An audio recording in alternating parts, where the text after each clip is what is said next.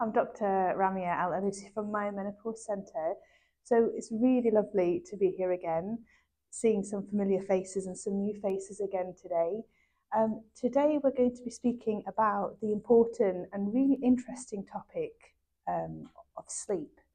And I think it's fascinating, so I hope you enjoy it and you find it as interesting as I do.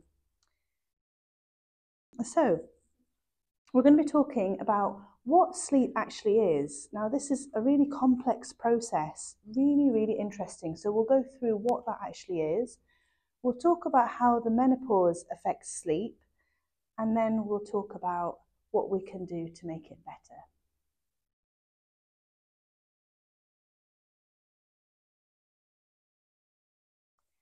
So what is sleep? Okay. Well, it's a time when your body is very much active. So we might go to sleep and think actually your brain is switching off, you're getting a rest, but actually it's not like that at all. So it's a complex, ordered process, lots of different stages to sleep as well, and your brain is very much active, okay? So it's a time where your tissues are restoring themselves, where you're producing hormones, you're producing proteins, and a lot of mental processing is taking place.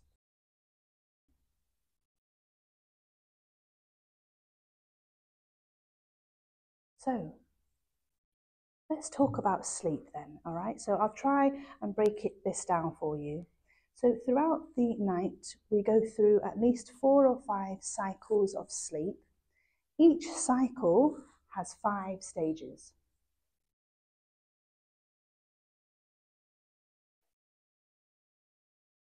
The first stage lasts 5–10 minutes, and that's when you're feeling a bit drowsy. If you're going to start, you start off like you're about to sleep. So 5–10 minutes where you feel drowsy. And then the second stage is the light sleep. So that lasts about 20 minutes. So that's where your heart rate and your breathing starts to regulate. That's where your body temperature drops. Now, this drop in body temperature is really important to enable you to go into the other stages. Okay, so in stage 1 and 2, you're easily woken up, lasts about half an hour. Okay, and that then leads on to stage 3 and 4, which is the deeper sleep. Now, deep sleep is really important for the body.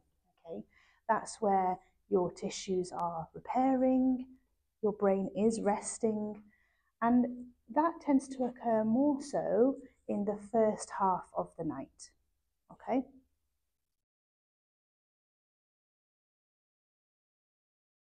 So we've got stage 1 to 4, lasts about 60 to 90 minutes, okay? And that's called non-REM sleep, or non-rapid eye movement sleep.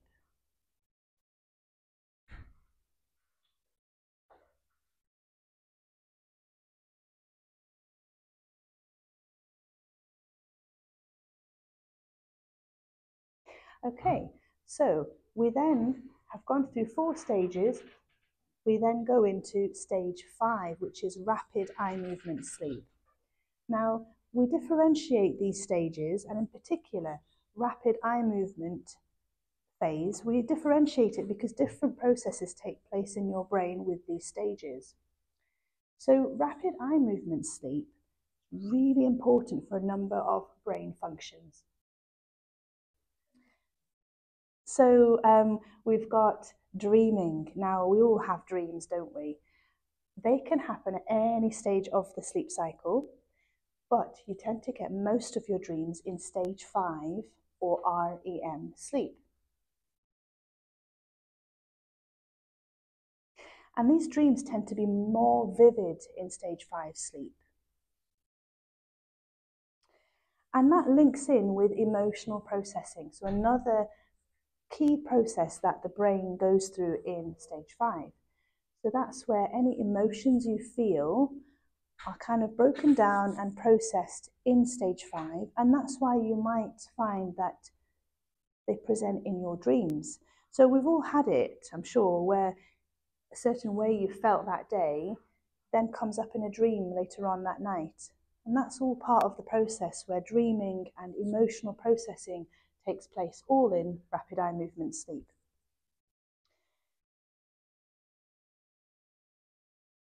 So another important function in stage 5 sleep is memory consolidation.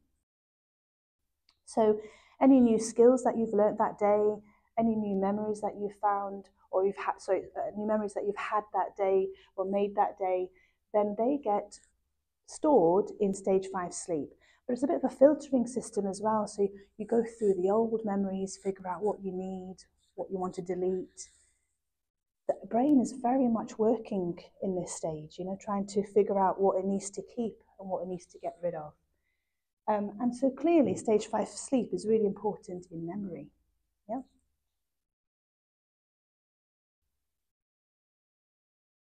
We think that REM sleep is also important in brain development. So newborn babies, they sleep most of their time, don't they? And they spend most of their sleep in stage 5 sleep. It's quite interesting.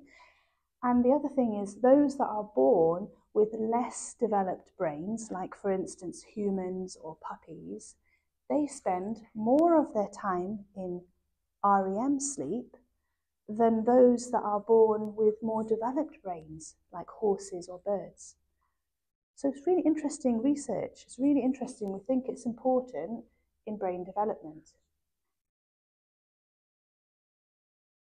Now, stage 5 sleep tends to occur more so in the second half of the night. And there's another process where the central nervous system is activated, and it kind of prepares the body to then wake up.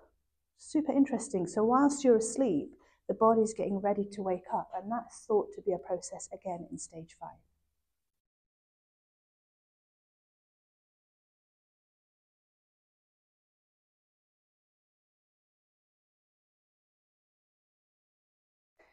So the whole thing, stage 1 to 5, takes around 90 to 120 minutes, and you go through repeated cycles throughout the night. But what will happen is you spend more of your time in stage 1 to 4 at the beginning of the night, and increasingly throughout the cycles, you spend more of your time in stage 5 sleep in the second half of the night, and then obviously you then wake up.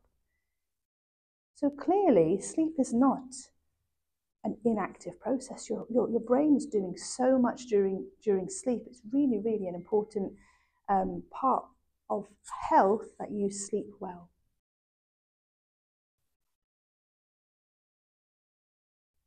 Okay, so that's what we just mentioned earlier on. Okay. So let's look at what happens to sleep with increasing age. So what we do know is that there's two main things that stay the same. You will always sleep more deeply in the first half of the sleep period.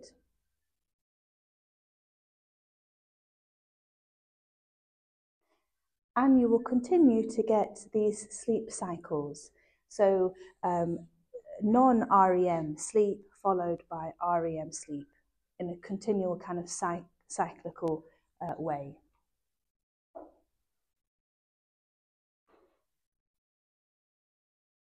So that's what stays the same. But what we know changes is that your sleep becomes more fragmented. You sleep less deeply. So we know obviously stage 3 and 4 is when you sleep deeply, when you're restoring your body, when you are actually resting a bit. And you get less of that as you get older. So you spend less time in stage 3 and 4, deep sleep, deep non-REM sleep.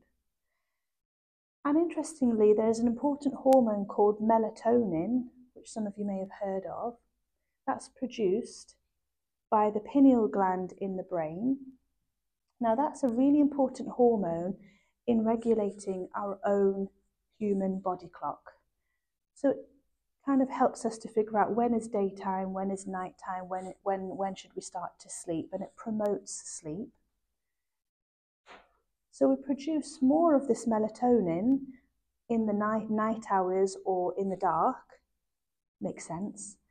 And we produce less of that melatonin during daylight hours. So it's affected by how light your environment is. And you produce less melatonin with increasing age. So that has an effect on sleep.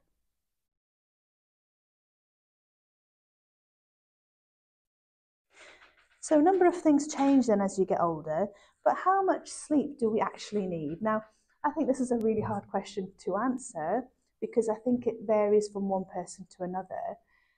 But we can, I think, safely say that the younger you are, newborn, childhood, you need more sleep.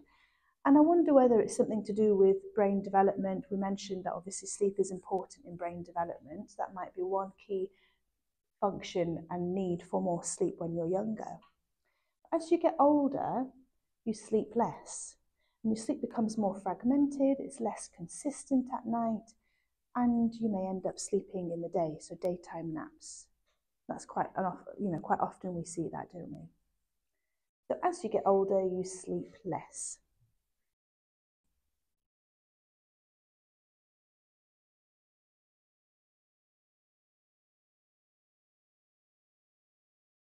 Okay, so we've talked about what sleep is and how ordered in terms of the pattern sleep is.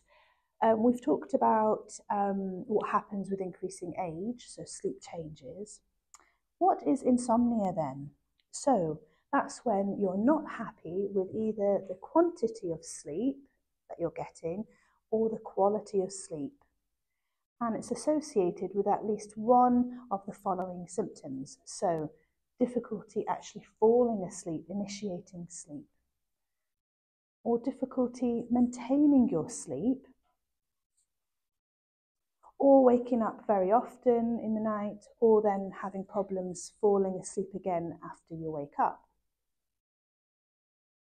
And if this happens on at least 3 nights per week for 3 months, we then class it as being insomnia.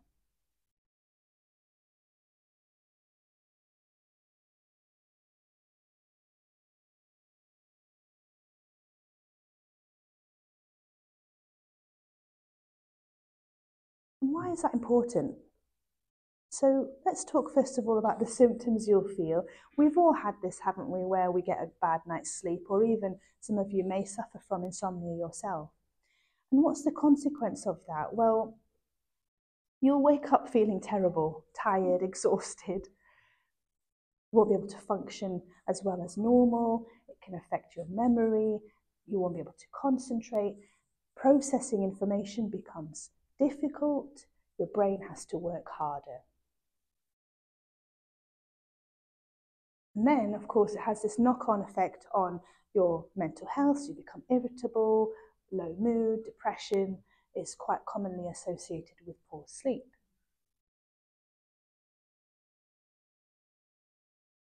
So we've all been there where that's happened before.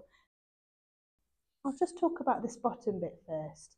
Obviously, that affects your whole life, doesn't it? So if you wake up tired and exhausted, you'll struggle to maintain your relationships with your children or with your partner.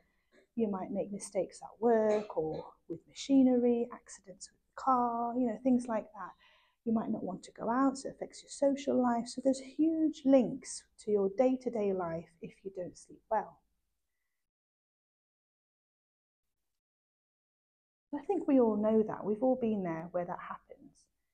But what I found really interesting and I want to share with you today is that there's a link with long-term health risks. So if you repeatedly don't sleep well, then actually you're at increased risk of type 2 diabetes, of heart disease, of obesity, of high blood pressure. You might end up getting more infections because your immune system doesn't work as well. And you just got a general lower threshold for getting sick. So it's not just a case of your body needs to rest or restore, or your brain needs to function, all these memories or dreams or the things that we mentioned. It's very, very important for your health. Very important.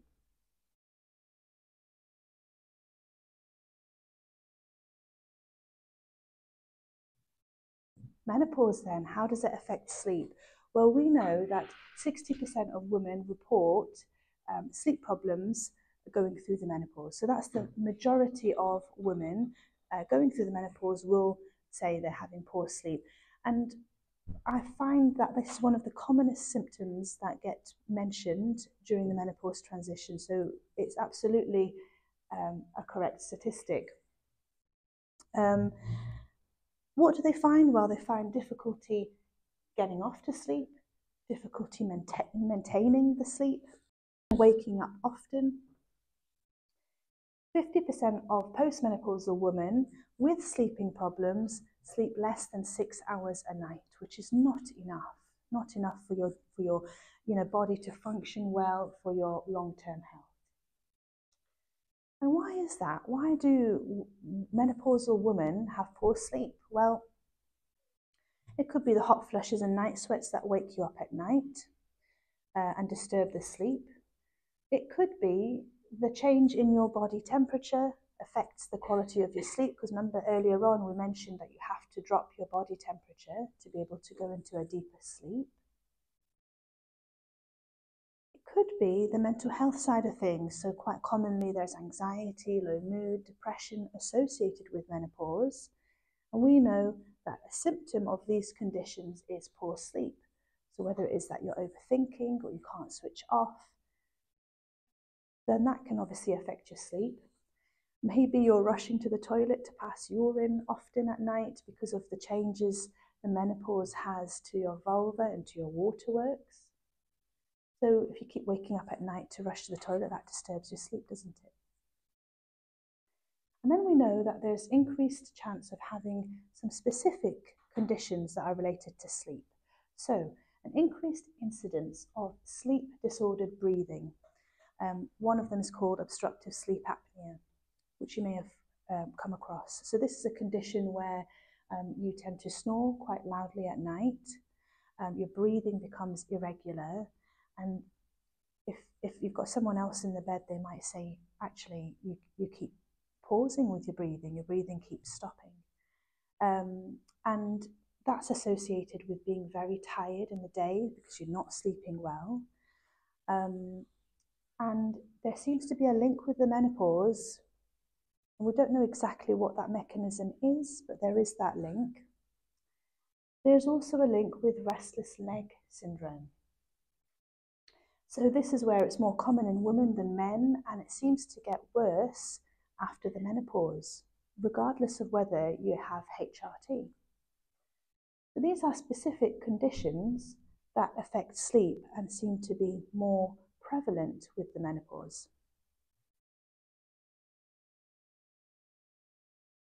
Okay, so what can we do to make this better? We're always very much advocates for knowledge, and then you can pick what suits you best. For those who've been here before, you'll have seen this slide every time. But what we'll talk about this time is how these specific categories of options can relate to sleep. So I'm going to sort of focus on treatment options for sleep. So let's go through lifestyle. We know how important lifestyle changes are to menopausal symptoms, but also to sleep. So for instance, the nicotine in cigarettes, in even vaping, is a stimulant. So stopping smoking can actually help with sleep. A lot of women may, or some women may resort to alcohol at night because actually it does help you to sleep initially.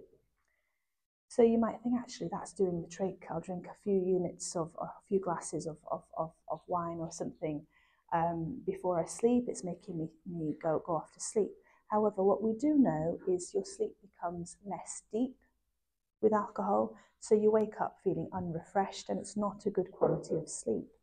So actually, reducing alcohol intake can be quite beneficial. Caffeine is the other one. So tea, coffee, chocolate, fizzy drinks. Caffeine can very much be a stimulant. So we generally say avoid caffeinated drinks, for instance, for 4 hours before bedtime. But actually, I've seen very much so that there are women very sensitive to caffeine at any time throughout the day. So it's sometimes worth thinking about cutting down that caffeine intake. We spoke about the importance of exercise, and we know exercise can help with sleep, but I'd say avoid exercising late at night because that can actually become a stimulant in itself. But we know exercise is very important for general menopausal symptoms as well as sleep. We talked about obstructive sleep apnea as a sleep disorder, and we know that the more weight that you're carrying, the more overweight that you are, the higher the chance of having this condition. And we also know that losing weight can help with your menopausal symptoms in general. The next slide, I'll come back to lifestyle changes again, because there's general sleep hygiene tips and tricks, small changes you can make that can really help with sleep, and I'll come back to that in a moment. So the next category is sort of looking at your mental well-being, speaking to other people. Anything that helps support you through the menopause can help you feel better about the transition. But in particular, about sleep, cognitive behavioural therapy, or CBT, there are specific techniques that are employed in insomnia, and it really, really works. So this is no drugs, no medicines. Just through talk, we have good evidence to show that CBT really works in sleep problems. And then the alternatives we spoke about previously, so acupuncture, acupressure, reflexology, tai chi, anything that makes you feel better through the menopause will have a knock-on effect on your sleep and improving that. The herbal remedies that you can buy from the chemist, so sage, red clover, black cohosh, St. John's wort, these are all things that you can buy from the chemist, helping with menopausal symptoms. So again, if you help the menopausal symptoms, that can help with your sleep. But we always mention this every time, that they can interact with some medicines, and they are not regulated products. So just if you're not sure, to speak to a healthcare professional. Within this category, there's a mineral called magnesium, which you may have heard of, helping with sleep. There's not a lot of evidence or research behind it to back it up, but I do find that some women sometimes say it helps. So magnesium is a supplement that some women do try. A tablet form you can get in different ways, but yeah, tablets most common.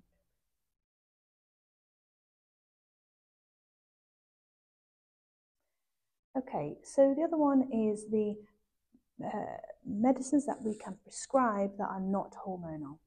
So we've touched on this before. Antidepressants obviously can help with anxiety, low mood, hot flushes. There's a specific type of antidepressant called tricyclic antidepressants. One of them is amitriptyline. Amitriptyline. So this one, in lower dosages, we use it as a painkiller, but it also is a sedative at night, so it's an option. Other antidepressants treat the mental health side of things, and clearly if you treat the mental health side of things, if you're very depressed or very anxious, then sometimes that can also have a knock-on good effect on sleep. In high dosages, gabapentin, pregabalin, these are painkillers. In higher dosages help with hot flushes and night sweats, and are also sedative as well, so they can help with sleep as well. There are other sort of medications we can prescribe that treat hot flushes and the menopausal symptoms, again, that can help with sleep. But in particular, when we're looking at sleep, let's talk about antihistamines. So things like Nitol or Phenergan, which you can buy from the chemist. These are sedative antihistamines. They help you to sleep, but they're not addictive, so it's quite a nice option. Then moving on to the more heavy kind of medications, benzodiazepines, so that's like diazepam, and the Z drugs like Zopiclone. Z drugs being the sleeping tablets that you may have heard of. So these do help. They help you to start your sleep. They help you to stay asleep. However, they have a lot of problems in their own right. So side effects will include, because they're so sedative, you wake up still feeling quite grotty and tired, and it can affect your cognitive function. So you're not able to process things very well in the daytime. It can affect how safe you are with operating machinery, for instance. You're more likely to have an accident with your, on the road. You're more likely to have a fall.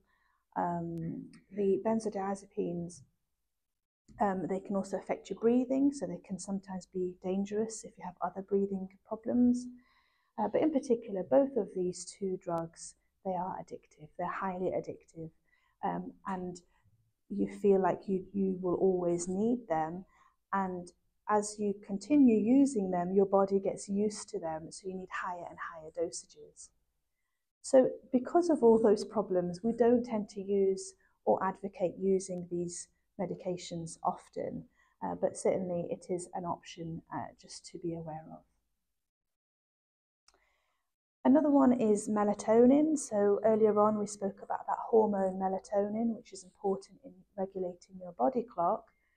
That is something that can be prescribed. You might see it prescribed in children. So, if you're blind, or if you've got autism or learning problems, and sometimes they get melatonin to help them with sleep. And our guidance does suggest that we can give this hormone melatonin in people over the age of 55, just for short-term sleeping problems. Okay, so that moves us on to the final category, which is hormone replacement therapy. So this is what I would say the best treatment for your menopausal symptoms, if you can have it. So that would be estrogen, where the menopause obviously is a lack of estrogen. Then you're replacing the hormone that your body is lacking, and that tends to help with all the menopausal symptoms, including sleep. If you've still got a womb, we also give you progesterone, and we spoke about this on the last workshop, that there are different types of progesterone. But if you take the capsule, the natural capsule at night, then it has the sedative side effects, which a lot of women find really helpful. And then, of course, testosterone for poor libido. So by and large, hormones remain the best treatment for your menopausal symptoms if you can have hormones. Okay, so I mentioned we'd speak a little bit about sleep hygiene and other tips and tricks that can help. So avoiding screens before bedtime can be very helpful. So there is some research to show that even using a screen for your phone in bed, which is quite common, we do that, don't we? For 5 minutes, then actually that delays the onset of sleep by a good few minutes. So there's a definite link between TVs and smartphones before bedtime and an issue with sleep. Obviously create a relaxing bedtime routine, so whether that is read a book, have a shower or a bath, just to unwind. Really helps prepare the body. Don't go to bed too early, because you end up lying in bed waiting to fall asleep. Make sure your sleep environment is appropriate for sleep. So your bedroom ought to really be your bedroom, not where you're also doing work. Make sure it's not cluttered. Make sure it's a cool environment, because remember, if it's too warm, then it's a struggle for the body to fall asleep. So cool, comfortable, somewhere where you feel relaxed to go and sleep. This one's a really interesting one. So often I find people saying, I can't sleep, and they end up watching the clock in bed. It's been half an hour, it's been an hour, oh goodness, how am I going to function at work? It's been now 2 hours, I can't sleep. Actually, what the suggestion here is after about 15-20 minutes of not being able to sleep and tossing and turning, actually just get out of bed, do something else, go to a different room, read a book, do something else, just to kind of change it up, wait to get sort of a bit more drowsy, and then go back to bed. And the reason for this is because if you carry on sort of lying in bed, watching the clock and not sleeping, you're at risk of linking your bedroom with being awake. So your body just thinks, oh, I'm in bed, I need to be awake. And it's sort of trying to break that cycle, actually helps you to get back to sleep quicker. So if you wake up, have a plan and avoid getting upset or frustrated. It is quite common that, you know, you're not going to sleep enough. You might get a bit upset about that. Don't worry. If you're feeling anxious or there are some thoughts that are really affecting you, I don't know about you, but I'm a list kind of person. So I'll, you know, writing it down, making a list of your thoughts. You can deal with it a bit later. Sometimes just helps to compartmentalize that thought. It helps you then to be able to switch off. So just a few tips and tricks. There are others, but the whole combination of there's lifestyle changes that you can employ, there's various medications, whether it's a case of hormones that can then help your sleep. There's a whole host of treatment options. Okay. So, hang on. My slideshow stopped working, but that was the last slide. So I hope you found that interesting. Clearly then sleep is a very complex process. A lot of things have to go on for your sleep to be a good night's sleep and for your general health. We've talked about how menopause affects sleep and a little bit about the treatment options that can help. Happy to take questions when you like.